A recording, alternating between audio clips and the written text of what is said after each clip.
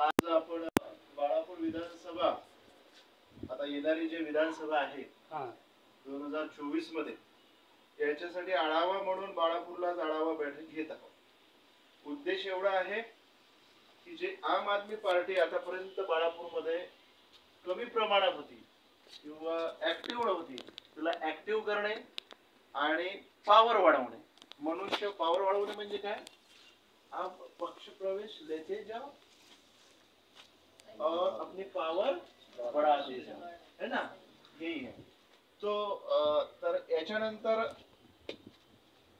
जो 2024 ची आपली विधानसभा आहे त्याच्यामध्ये आपण महाराष्ट्रात 288 आमदार आहेत। आम आदमी पार्टी 288 आमदार पूर्णच्या पूर्ण सीट मिळवणार आहे, म्हणून बाळापूर विधानसभा मध्ये ही आपला उमेदवार असेल, ठीक आहे ना?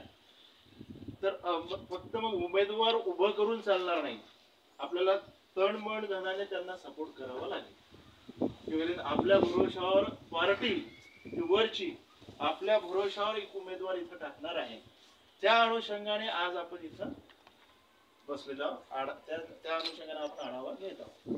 तर पहिला मुद्दा असा आहे की आपण 9 तारखेला बस स्टँड ते नगर परिषद इथपर्यंत आपण मोर्चा घेणार आहे। जेवढेही तुमचे स्ट्रॉंग प्रॉब्लेम आहेत हे स्पष्टपणे तिथे बोलायचे। जिल्हा कमिटी तुमच्या सोबत असेल।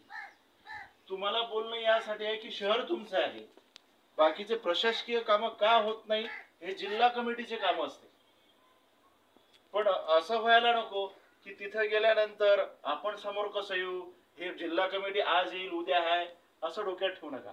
आज जसं तुम्ही स्पष्ट बोललाय की हे आम्हाला प्रॉब्लेम आहेत, हे याला सोल्युशन पाहिजे, ते अधिकाऱ्यासमोर स्पष्ट मांडायचे।